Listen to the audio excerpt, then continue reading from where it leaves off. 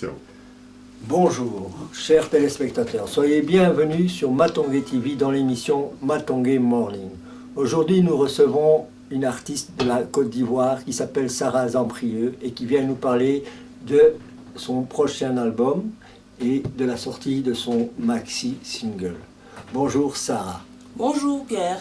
Pouvez-vous nous interpréter un petit morceau pour qu'on vous entende un petit peu, Ça va. s'il vous plaît?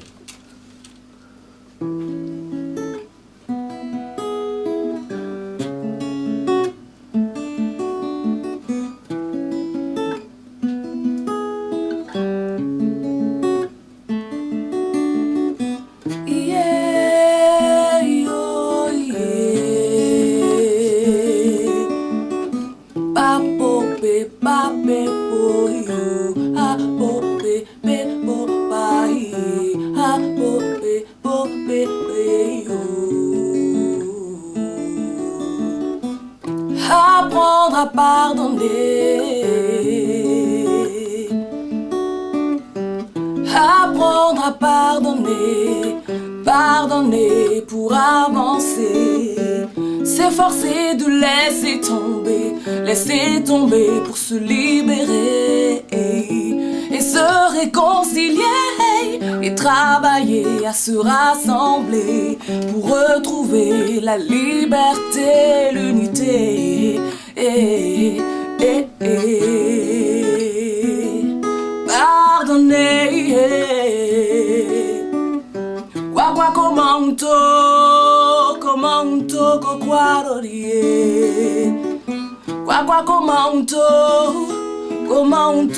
quoi attendez dans quoi quoi mais on n'est peu que quoi que d'or.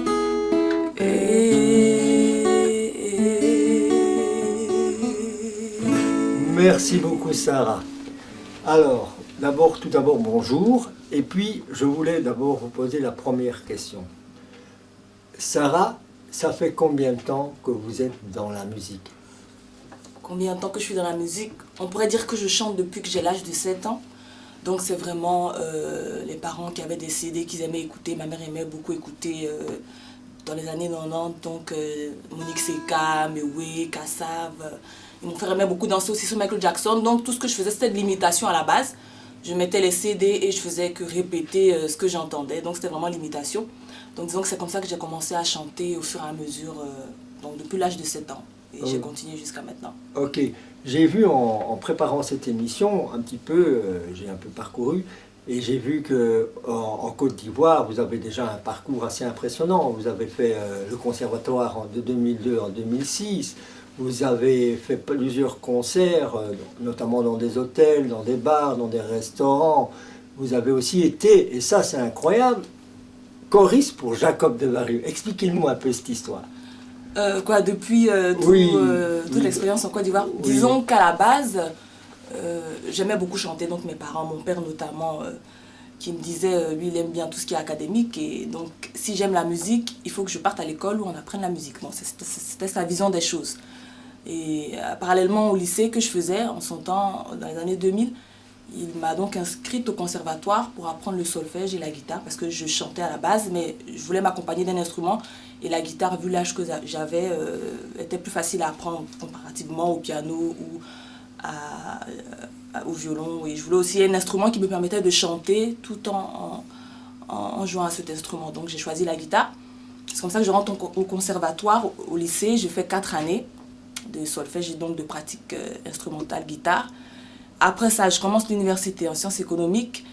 Et c'est dans les manifestations universitaires, donc les soirées, les bals d'université, que je commence à faire des prestations, et on me découvre des animateurs radio qui sont en contact avec des organisateurs événementiels aussi qui me demandent de venir chanter dans des mariages, ensuite des restos, des cafés. Bon, c'est comme ça que ça commence l'expérience professionnelle en tant que telle musicale en Côte d'Ivoire.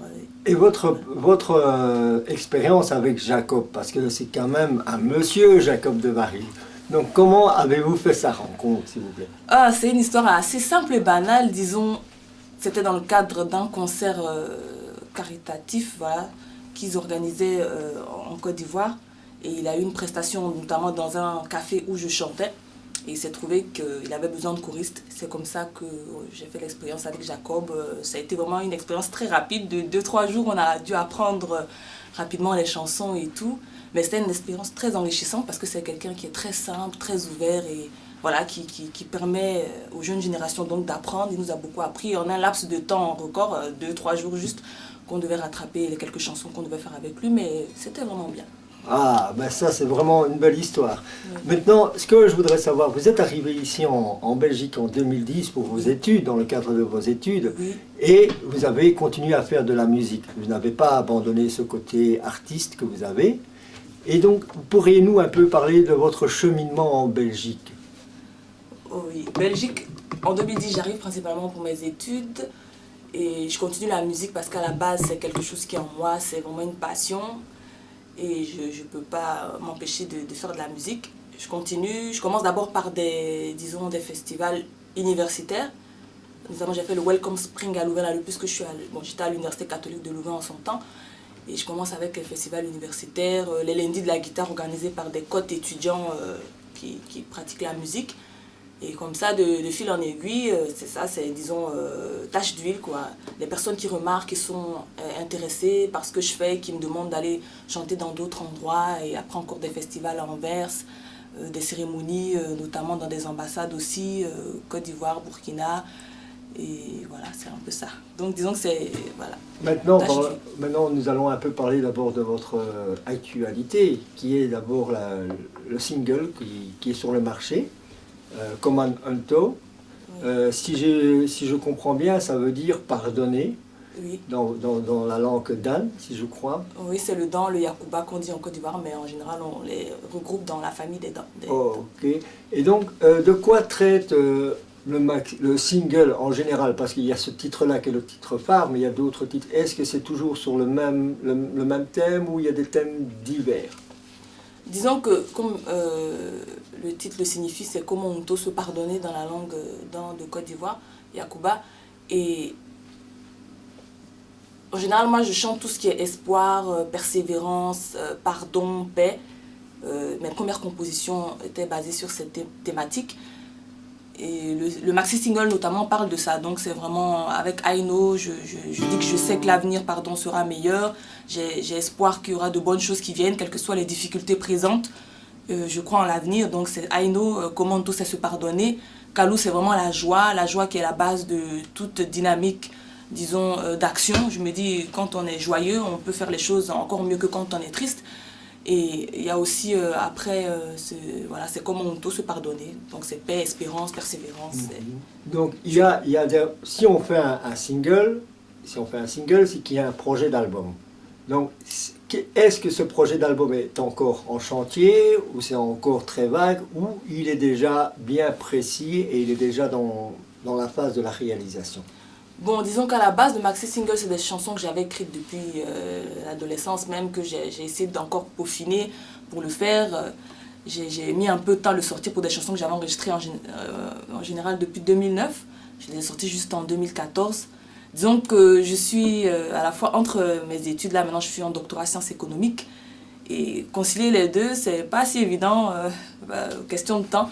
Donc j'essaie d'y aller comme je peux, parce que je me dis que c'est une passion et beaucoup de personnes m'encouragent. Je ne peux pas non plus laisser toutes ces compositions, c'est comme des efforts faits inutilement. Je pense qu'il faut aussi, voilà. Est-ce que vous pourriez, pour nos amis téléspectateurs qui nous suivent, pourriez-vous encore nous interpréter une petite chanson pour qu'ils aient encore un autre aperçu de vos talents? Ça va. Yeah, yeah, yeah. Ooh, oh, yeah, yeah, yeah. I know I can. I'm a slave for a time. 'Cause I will not look back, 'cause I will change my life. I gon' change my life for peace. I gon' change my life for love. I gon' change my life for me. And you, for me. And you, for me. And you. for me and you for me and you for me and you. I know, I can, I trust. I know, I can, I trust. Merci beaucoup, Sarah. De rien. Il y a quelque chose que j'ai appris sur vous que je ne savais pas. C'est que vous êtes la marraine d'un centre de formation artistique pour les enfants en Côte d'Ivoire. Pourriez-vous nous en dire quelques mots? Oui, disons que le CFA, que j'ai été approchée par des amis en Belgique qui, étant donné mon origine ivoirienne, m'ont demandé si j'étais intéressée de soutenir les actions d'un centre culturel d'enfants qui apprennent à danser, qui pratiquent vraiment l'art. Et bon, j'ai réfléchi à l'idée, j'ai trouvé que c'était vraiment intéressant quand on est artiste aussi de soutenir des actions comme ça, parce qu'on a tous commencé enfants. Et ce qui était particulier à ce groupe d'enfants, c'est qu'ils étaient des enfants en majorité orphelins, démunis, qui avaient été recueillis par le directeur artistique Grimbo et qui fait vraiment des choses magnifiques avec ses enfants. Avec le peu de moyens qu'il a, il les nourrit, voilà, il leur apprend à danser. C'est vraiment une expérience magnifique et je me suis dit pourquoi pas soutenir de telles actions, voilà, en tant qu'artiste aussi. Ok. Est-ce que quand vous êtes parti, parce que vous êtes parti là-bas, vous êtes parti en voyage dans votre pays, donc vous avez rencontré ces enfants de ce centre, est-ce qu'il y a eu des projets en tant que marraine? Est-ce que vous avez fait un projet avec eux sur le moment même en étant en Côte d'Ivoire, ou vous préparez quelque chose dans l'avenir avec eux? Oui, disons que quand je suis allée en Côte d'Ivoire récemment, j'ai réalisé un clip avec eux, notamment sur la chanson Apprendre à pardonner, où ils ont réalisé un ballet pour m'accompagner sur scène et aussi on a tourné des passages vidéo. Donc le clip est en montage pour le moment et on espère qu'il sera prêt d'ici là, histoire de voilà, dire qu'il y a des enfants qui font du bon travail et que j'accompagne, mais qui m'aident aussi d'une certaine manière, de par leur talent, voilà, l'évolution de ma carrière aussi. Ok. On me dit que ce centre, qui est le CFAC, le Centre de formation artistique Grimbo, si j'ai bien compris, est représenté dans différents pays, et sur l'Afrique, mais aussi en Europe. Oui. Pouvez-vous nous en dire quelques mots? Oui, effectivement, c'est toute une organisation comme ça. C'est vrai qu'il y a des actions en